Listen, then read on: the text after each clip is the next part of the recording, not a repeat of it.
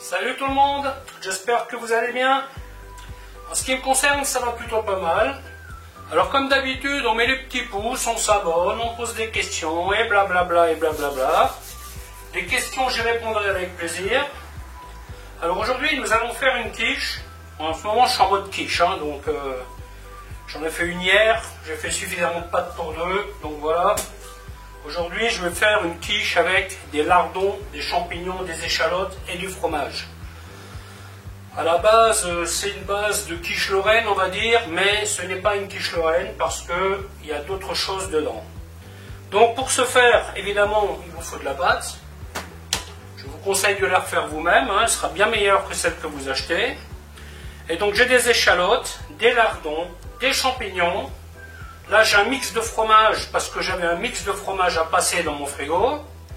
Ensuite pour le flan, j'ai 2 œufs, un peu de lait, un peu de crème, sel, poivre, muscade et un peu d'ail. Voilà, ben écoutez, je vais vous expliquer comment fabriquer tout ça. A tout de suite. Donc première opération, on fait fondre une noix de beurre. Et on va commencer à faire tomber les échalotes. Donc là, je vais leur donner une petite couleur assez claire.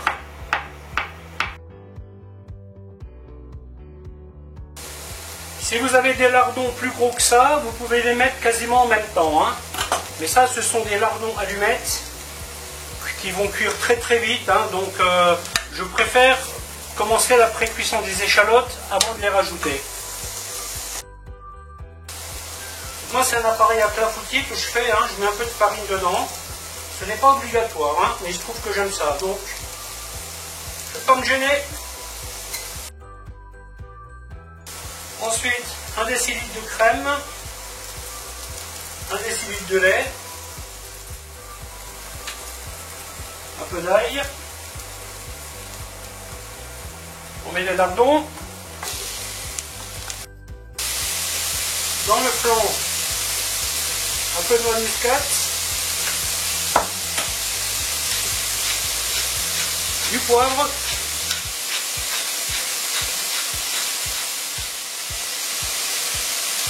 du sel. Quand le lardon il commence à rissoler un peu, on rajoute les champignons.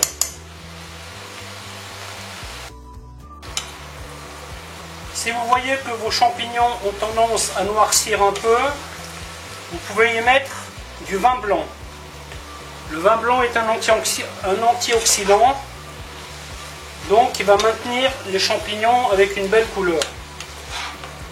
Par contre, il faudra faire une réduction à sec. Moi, je n'en mettrai pas parce que mes champignons ils sont bien encore. Par contre, je vais cuire ça complètement. Et pendant ce temps, je vais m'occuper de la pâte.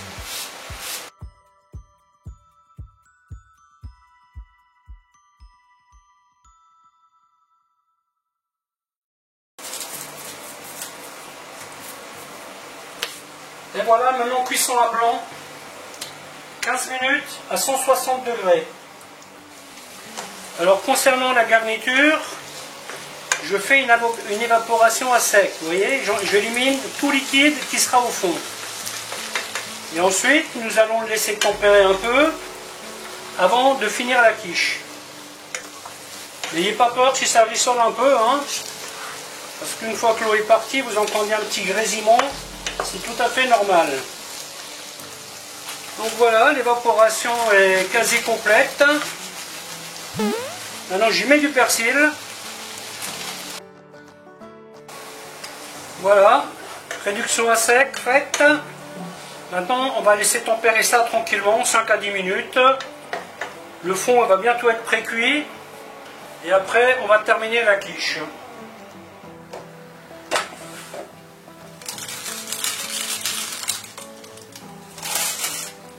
Et voilà la pré-cuisson. On va laisser reposer quelques minutes.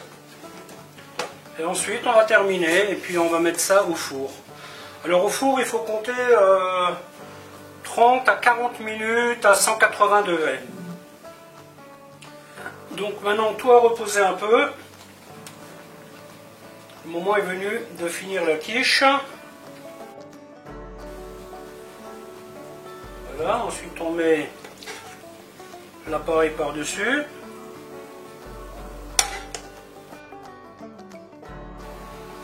Le reste c'est facile à utiliser, hein. Faire une sauce avec, des pâtes. Après, je vais mettre un petit peu de fromage par-dessus. Alors moi j'ai pris l'habitude de toujours mettre une sécurité en dessous. Si jamais le flan venait à couler. Et donc là je calcule 30 à 40 minutes de cuisson. Mais je mets 30 parce que mon four, la température, elle est un peu bizarre. Donc je ne vais pas prendre de risque. Et voilà.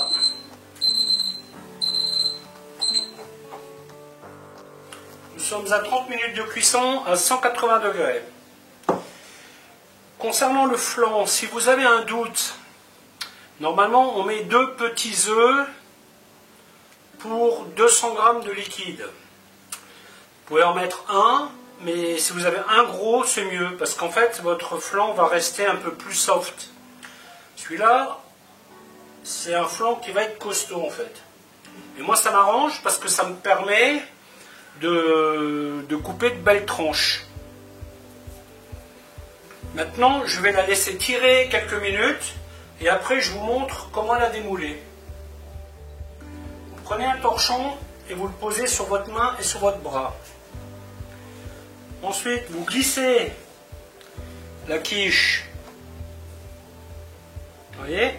Et hop.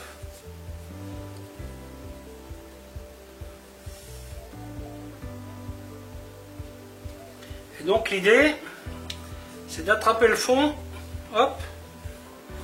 Et ça, vous mettez sur votre bras. Vous voyez? Et là, vous ne vous brûlez pas. Ensuite, vous posez ça sur votre planche ou sur votre plat. Le moule, on ne l'essuie pas avec la vaisselle. On ne le gratte pas. On se contente de passer un coup de chiffon sec dessus. Et comme ça, votre moule n'attachera jamais. Et à partir de maintenant, vous pouvez poser votre quiche sur votre plat.